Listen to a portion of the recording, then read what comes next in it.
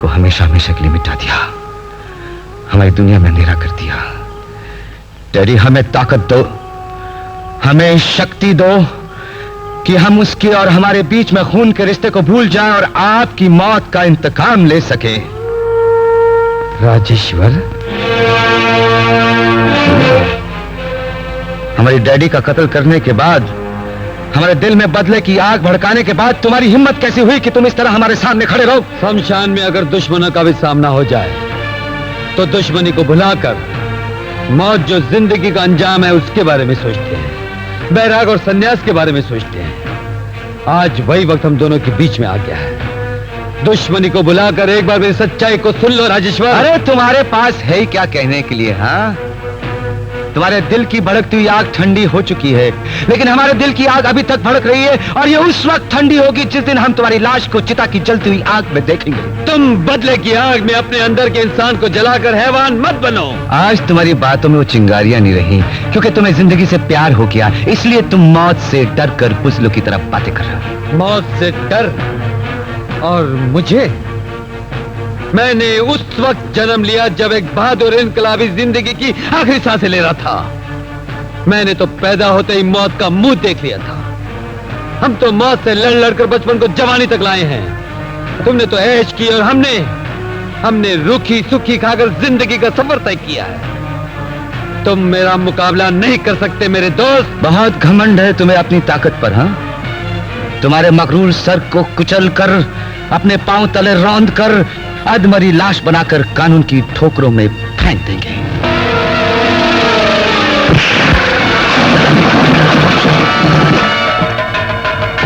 राजेश्वर, मेरी बात सुनो। आज हम तुम्हारी कोई बात नहीं सुनेंगे कमीने। राजेश्वर, अगर तुम्हारी यही मर्जी है तो यही सही।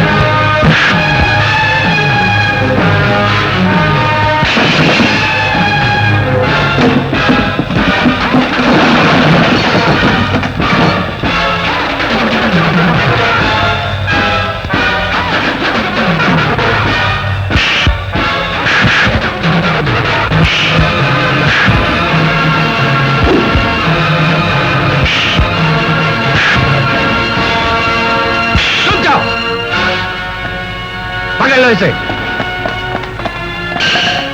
राजेश्वर, आज जो हुआ उसके लिए तुम्हें पछताना होगा। अभी भी वक्त अपनी आंखें खोलो, दोस्त और दुश्मन की पहचान करो। राजेश्वर, ले चलो इसे।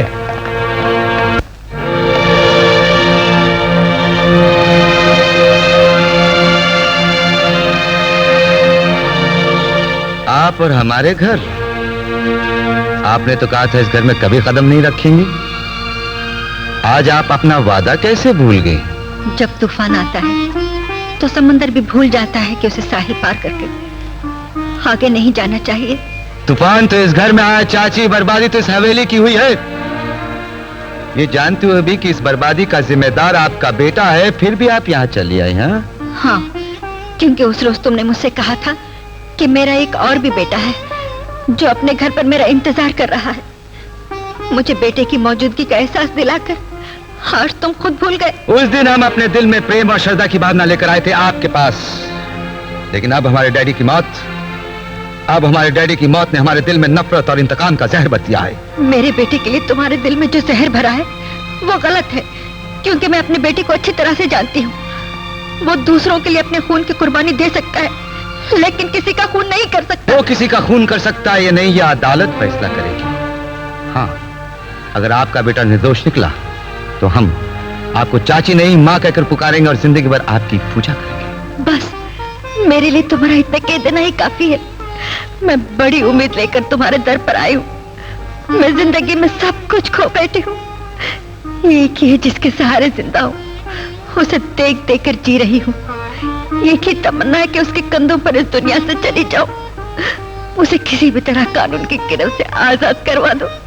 वो निर्दोष है। हर माँ के लिए उसका बेटा निर्दोष होता है, लेकिन ये बेटा जो अपने डैडी को खो बैठा, उसके लिए आपका बेटा खूनी है।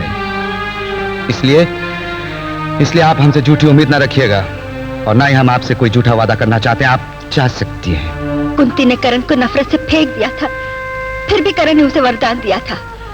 वो रिश्ता तुम्हारे और मेरे बीच में नहीं है, इसलिए तुम मुझे इनकार कर रहे हो।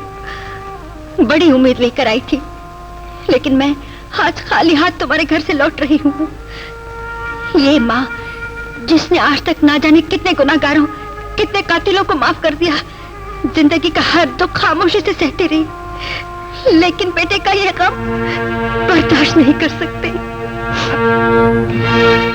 एक बात याद रखो राजेश्वर, तुम्हारी ये चाची जिसने अपनी मर्जी से अपनी दौलत, अपनी जायदाद, अपना घर बार सब कुछ छोड़ दिया, जिंदगी में पहली बार किसी से कुछ मांगने आई तो वो तुम्हारा दर था, लेकिन आज दिल में मायूसी और आंखों में आंसू लेकर जा रही। मेरा यहाँ आना और चले जाना खाली नहीं जाएगा। आज का दिन तुम जिंदगी भर याद रखोगे।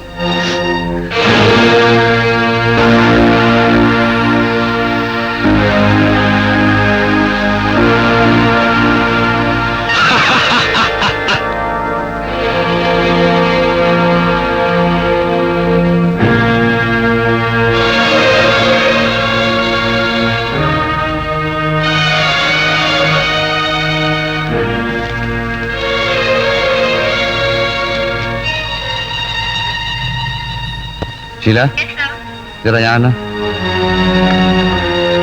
Good morning sir. Good morning. ये डॉक्यूमेंट तुमने ट्रिपल किए थे? Yes sir. आपके डैडी के साथ जिस दिन वो दुर्घटना हुई थी, उसी दिन उन्होंने मुझे ये मैटर डिक्टेट करवाया था। मैंने उसकी 2 कॉपियां टाइप की थी, एक वो अपने साथ ले गए और दूसरी वो यहीं छोड़ गए। You can go. Thank you sir.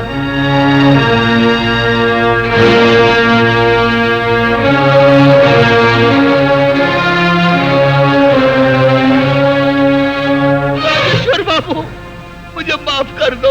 ये क्या कर रहे हो शर्मा जी? क्या हुआ? राजेश्वर बाबू, ऑफिस से उस रोज रुपए मैंने चुराए थे और इल्जाम तिलक पर लगा दिया था। क्या? जी हाँ, क्योंकि उन्होंने मेरी बेटी की शादी करवाने का वादा किया था, लेकिन भगवान ने मेरे गुनाहों की सजा मेरी बेटी को दे दी।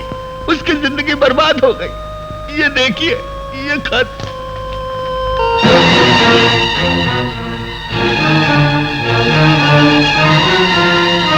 ऑपरेटर कनेक्ट में फनराज ऑफिस। सर, इस वक्त वो ऑफिस में नहीं मिलेंगे। आज भी उन्होंने बहुत सी गरीब लड़कियों की शादियां करवाई और उन्हें विदेश भेजने का प्रबंध कर रहे हैं। तुम्हें वो जगह मालूम? जी हाँ। चलो मेरे साथ।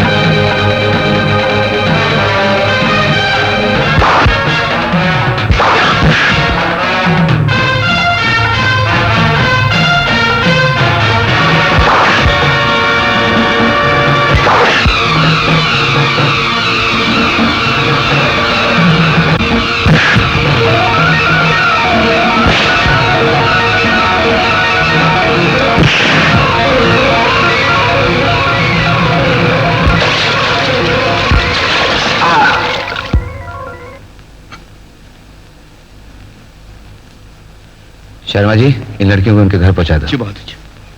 चलो बेटी आओ।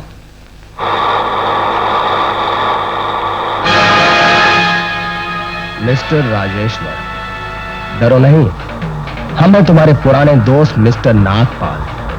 तुमने हमारी बरसों की दोस्ती को ठोकर मारकर हमको जेल भिजवा दिया था। आज हम जमानत पर जेल से छूट कर आए हैं। और मिस्टर राजेश्वर, एक बात मेरी अच्छी तरह से कान खोलकर सुन लो। आज हम तुमसे बदला लेकर हमेशा हमेशा के लिए यहां से कहीं दूर चले जाएंगे। चलो गाड़ी तेज चलाओ और उस वैन का पीछा करो।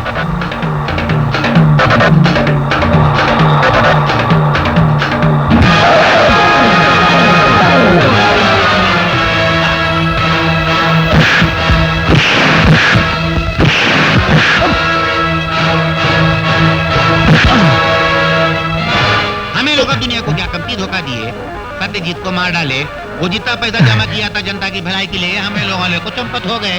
उसके बाद आपको धर्मराज से हाथ मिलाए, उसके धंधे में उसके पार्टनर, उसके बाद कोतवाले को मुंह पे चिपका को बैठ गए।